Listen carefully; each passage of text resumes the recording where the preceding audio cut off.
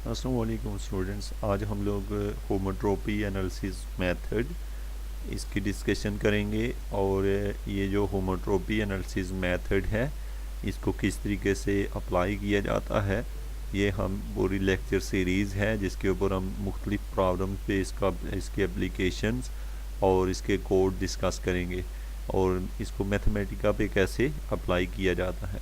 सबसे पहले स्टूडेंट, आज जो हम बेसिक आइडिया देंगे कि भाई मोटिवेशंस एंड द पर्पस, कि ये जो क्यों किस मकसद के लिए होमोट्रोपी एनालिसिस मेथड और इसकी क्या करैक्टरिस्टिक्स हैं और इसकी कुछ आउटलाइन है, यानी कि इस बुक में से यूनिट नंबर 1 को हम स्टडी करेंगे। आपके सेकंड में हम लोग basic idea of homotopy analysis method, इसको सेकंड को हम लोग concept of homotopy, generalize Newtonian iteration and formula, non-linear oscillation, analysis of solution characteristics, mathematical formulation, convergence of homotropy series solution, ascensions of the convergence control parameter C naught, convergence acceleration and homotropy Pedra techniques, and convergence acceleration by the optimal initial approximation, convergence acceleration by the iterations, and flexibility on the choice of the auxiliary linear operator। और इसके बाद इसका कुछ conclusion है और ये जो चीज़ें हैं हम लेक्चर नंबर 2 और 3 में डिस्कस करेंगे। इसके अलावा स्टूडेंट्स हम मैथमेटिका के कोड डिस्कस करेंगे, कुछ थ्योरम्स डिस्कस करेंगे। लेकिन ये स्टूडेंट्स आपके लिए ये लेक्चर इसलिए भी इंटरेस्टेड है कि homotopy analysis method it is very fast, मतलब ये कि हम इसका बहुत जल्दी से हम इसको सीखेंगे भी अगर हम इसकी तरतीब से कुछ ही टाइम में अगर हम लेक्चर सीरीज़ तमाम कोर्स देखें तो हमारे पास इस मेथड को अप्लाई करना बहुत आसान हो जाएगा। दूसरी बात ये कि इसको हम क्यों यूज़ करते हैं होमोट्रोपी एनालिसिस मेथड को, तो हम इसको स्टार्ट लेते हैं कि ये सारी चीज़ें क्यों यूज़ की जाती हैं।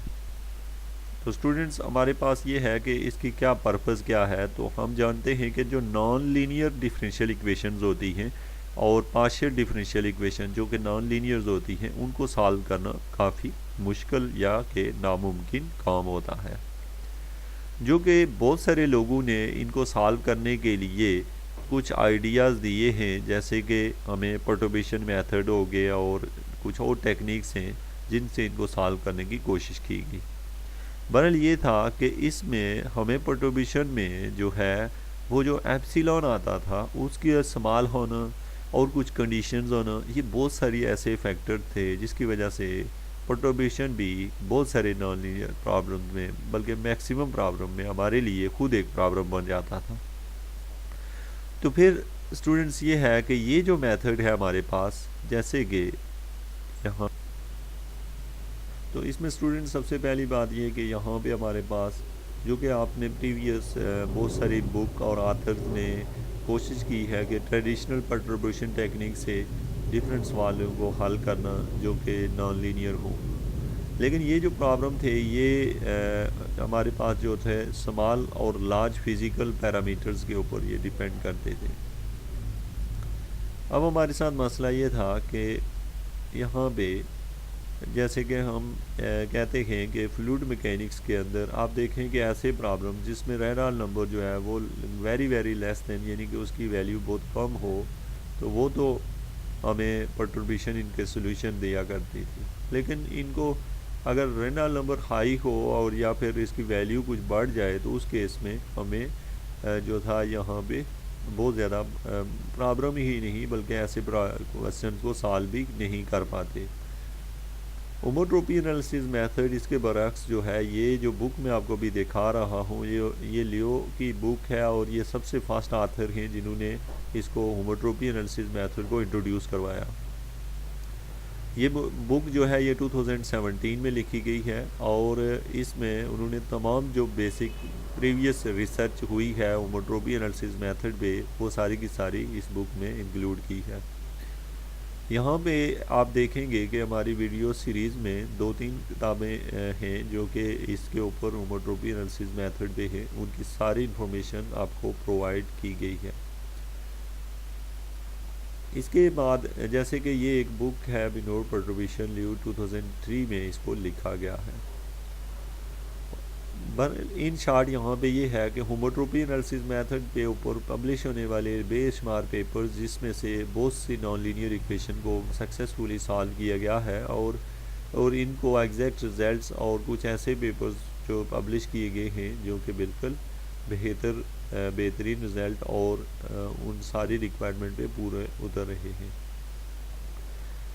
अब हम चलते हैं, हमारे पास है यहाँ पे हमें characteristics of homotopy analysis method के इसके अंदर कौन कौन सी करैक्टरिस्टिक्स हैं होमोट्रोपी में। यहाँ पे स्टूडेंट्स हमारे पास ये है कि जो हम डिस्कस कर रहे हैं जिसकी इसकी समरी कुछ यूँ है कि होमोट्रोपी एनालिसिस मेथड जो है, होमोट्रोपी एनालिसिस मेथड इसमें हमारे पास ये एक तो independent of small and large physical parameter, तो इसका जो सबसे ख़ास यूज़ है ये स्मॉल या लार्ज फिज़िकल पैरामीटर पे डिपेंड नहीं करता।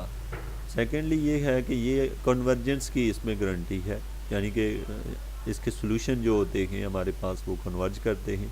और थर्डली ये है कि flexibility on choice of the base function and initial gas off the solution, जो हम बेस फंक्शन चूज़ करते हैं या इनिशियल गैस लेते हैं उसके अंदर हमारे पास क्या होता है, फ्लेक्सिबिलिटी है।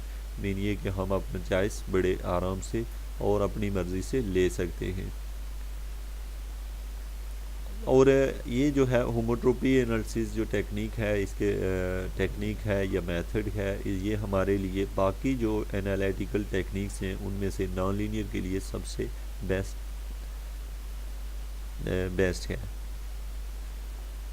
अब हम बात कर लेते हैं थोड़ा सा बेसिक आइडियाज़ के ऊपर के होमोट्रोपी एनालिसिस मेथड में क्या क्या आइडिये हमारे इसमें आपको चूँकि ये लेक्चर नंबर 2 में इसको इंक्लूड किया जाता, लेकिन ये कि मैं इसको इसके साथ जोड़ रहा हूँ। चैप्टर नंबर 2 में देखें बेसिक आइडिया होमोट्रोपी एनालिसिस मेथड। इसमें बेसिक आइडिया क्या होता है और किस वजह से हमारे माइंड में किसी भी प्रॉब्लम को सॉल्व करने के लिए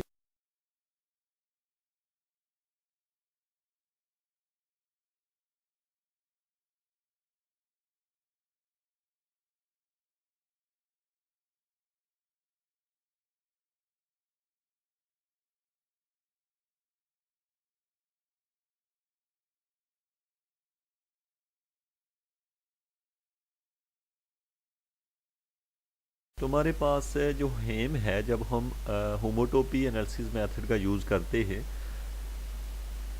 मैं इसको बाज़ दफ़ा गलती से होमोट्रोपी पढ़ता हूँ जबकि ये कि होमोट्रोपी का वर्ड यूज़ होता है। तो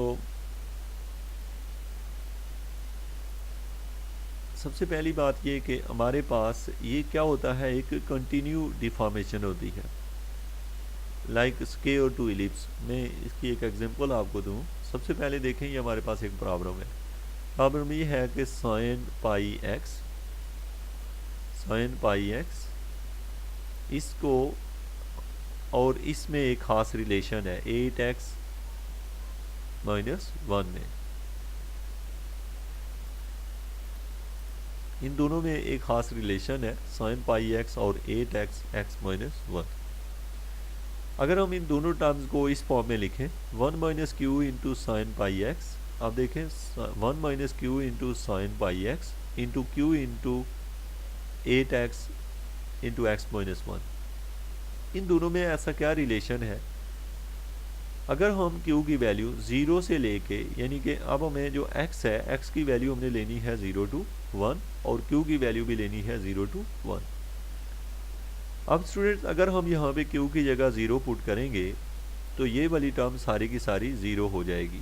जो सेकंड टर्म है ये सारी की सारी 0 होगी। ये जो 8x और इंटू x - 1 ये टर्म क्या हो जाएगी, 0 हो जाएगी। यही टर्म बचेगी साइन पाई एक्स। अब जब साइन पाई एक्स में हम x को वेरी करेंगे यानी 0 to 1 और साथ में पाई की वैल्यू जो है 180 फिक्स करके उसके बाद जो इसका ग्राफ बनेगा स्टूडेंट, वो ग्राफ, और जब हम ज़ीरो के बजाय जब हम पुट करेंगे, पहले हमने यहाँ पे क्यू की जगह ज़ीरो पुट किया, अब क्यू की जगह जब 1 पुट करेंगे तो आपको पता है ये वाली टर्म क्या हो जाएगी, ज़ीरो हो जाएगी और ये टर्म रह जाएगी। तो अब दोनों केसेस में आप देखेंगे कि जो ग्राफ बन रहे होंगे उनकी शेप्स जो होंगी वो मैच कर रही होंगी। जब हम q equal to zero put कर देते हैं तो आपको पता है क्यू ज़ीरो पुट करने से जो ये वाली टर्म है 8x इंटू एक्स माइनस 1 ये ज़ीरो हो जाती है। लेकिन जब हमने क्यू को 1 पुट किया तो उस वक्त ये जो दूसरी टर्म है क्यू को 1 पुट किया, साइन वाली टर्म ज़ीरो हो गई और ये वाली टर्म बची है। पता ये चला कि इसका जो ग्राफ है, आप जो ये शेप देख रहे हैं, यही शेप इसकी भी बन रही है लेकिन उसी के बिल्कुल अपोजिट साइड पे। तो यानी इन दोनों टर्म्स के दरमियान एक खास रिलेशन है, यानी कि साइन पाई एक्स और 8x इंटू एक्स माइनस 1 में। यहाँ पे हमने h इंटू एक्स क्यू लिखा, ये आपको शो कर रहा है होमोटोपी ऑफ दीज टू फंक्शन। इसमें हमारे पास जो है एक x है और एक q है। अब याद रखें कि जो q होता है इसको हम एम्बेडिंग पैरामीटर कहते हैं। जो q होता है इसको हम एम्बेडिंग पैरामीटर कहते हैं।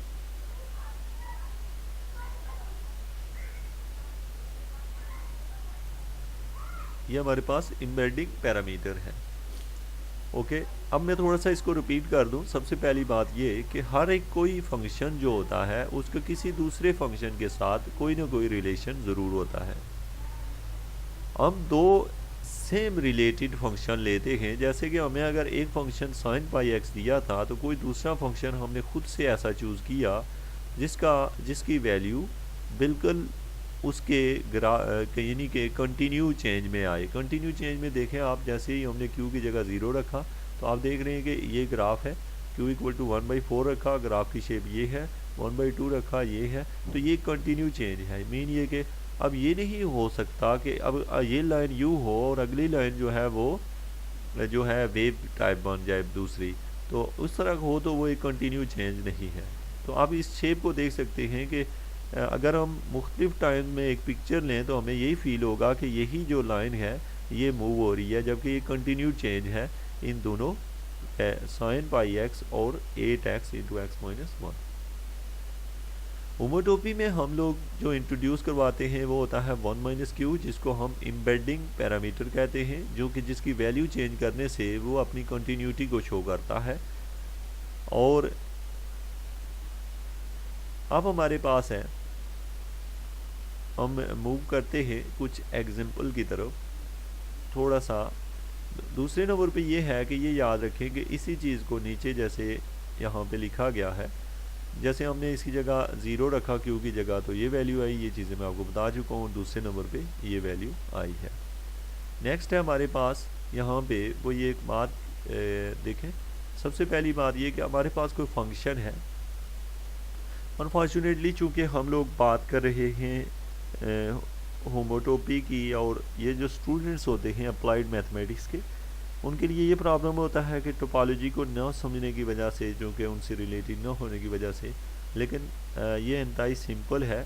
इसके बाद हम कुछ एग्जांपल्स देंगे जिससे आप बड़ी आसानी से किसी भी नॉन लीनियर प्रॉब्लम पे इसको अप्लाई कर सकते हैं।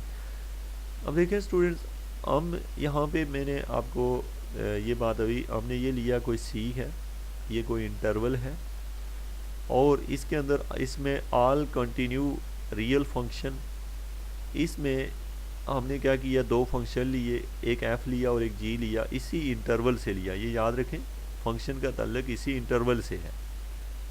उनके दरमियान जो रिलेशन है उसको लिखा 1 minus q into f of x plus q into g of x. ये जो रिलेशन है यही चीज़ हमने यहाँ लिखी है, इसको सिर्फ जनरल में लिखा है। ये इस टर्म को हमने यू लिखा, this one is in the general form. ये आप लिख रहे हैं 2.2 में इसी चीज़ को कि homotopy of x and q when q is क्या है, एम्बेडिंग पैरामीटर है। और ये क्या है जी, दो फंक्शन है और ये सेम इंटरवल में कंटिन्यू है और इनमें एक ख़ास रिलेशन है। अब जैसे इसने नीचे ये कहा है कि ऐसा नहीं हो सकता कि ये जैसे कि कोई डिसकंटिन्यू फंक्शन इनके साथ रिलेशन नहीं बना सकता, कंटिन्यूटी होनी ज़रूरी है एफ ऑफ एक्स और जी ऑफ एक्स में। जैसे कि आप ये शेप देख रहे हैं, सबसे पहले ये एक सर्कल है, सर्कल पे थोड़ी सी बेंड होके ये बनी है और बेंड होके ये बनी है और ये, तो एक ख़ास रिलेशन है, यानी कि ये शेप जो है अपनी आस्ता आस्ता से अपनी जो फिगर है वो चेंज करती जा रही है। तो ये है हमारे पास। अब हम बात करते हैं, यहाँ पे एक डेफिनेशन है, तो ये है कि होमोटोपी बिटवीन टू कंटिन्यू फंक्शन। अब होमोटोपी जो होती है दो कंटिन्यू फंक्शन, अगर हमें कोई फंक्शन हो एफ ऑफ एक्स और अगर कोई फंक्शन हो जी ऑफ एक्स, तो x to a topological space y। अब यहाँ पे ये देखें, from a topological space x, एक टोपोलॉजिकल स्पेस x है, दूसरी टोपोलॉजिकल स्पेस y है, is formally defined to be a continue function. ये जो फंक्शन होता है ये कंटिन्यू होता है x to y from the product of the space x with the unit interval 0 1 to y such that if x belong to x then hx of 0 is equal to f of x and hx of 1 equal to g of x। ये जो चीज़ आपने ये definition देखी है ये हम ऊपर discuss कर आए हैं कि हमने ये बात की है कि जब हम एक वैल्यू की जगह जब ज़ीरो रखते हैं, एम्बेडिंग पैरामीटर को ज़ीरो लेते हैं तो एक फंक्शन बन जाता है और जब 1 लेते हैं तो दूसरा बन जाता है। थोड़ा सा आपने इससे आइडिया लेना है, गेन करना है, और उसके बाद हम जब इस पर अप्लाई करेंगे तो आपके माइंड में अगर ये चीज़ें नहीं भी हैं, जस्ट थोड़ा सा आपको आइडिया ही है, तो फिर भी कोई इशू नहीं है। इसके बाद है जैसे कि यहाँ पे देखें एक और एग्जांपल ली गई है कि जैसे हमारे पास ये कोई दो रिलेशंस हैं इस एक्स स्क्वायर और वाई स्क्वायर के दरमियान, और ये जो 3q है इसको हमने एम्बेडिंग पैरामीटर में ये जो q है ये इसको एम्बेडिंग पैरामीटर ले लिया। अब अगर हम इसमें एक दफ़ा 0 और 1 पुट करें तो दो डिफरेंट शेप बन रही है, जो कि शेप के दरमियान एक सर्कल और एक इलिप्स बन रहा है, जो कि एक रिलेशन बनता है सर्कल और इलिप्स के दरमियान।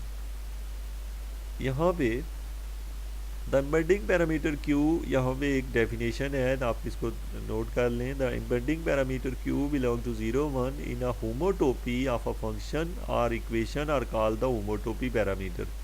अब हम कहते हैं ये जो पैरामीटर होता है q, इसको हम लोग कहते हैं embedding parameter in homotopy of a function और इक्वेशन। ये जो है इस कॉल्ड द होमोटोपी पैरामीटर। इसको जब होमोटोपी के अंदर ये टर्म यूज़ की जाती है q, होमोटोपी में जो आप और आपने स्ट्रक्चर देखा उसके अंदर इस q को जो है हम लोग क्या कहते हैं, ये जो q होता है इसको हम लोग होमोटोपी पैरामीटर भी कहते हैं।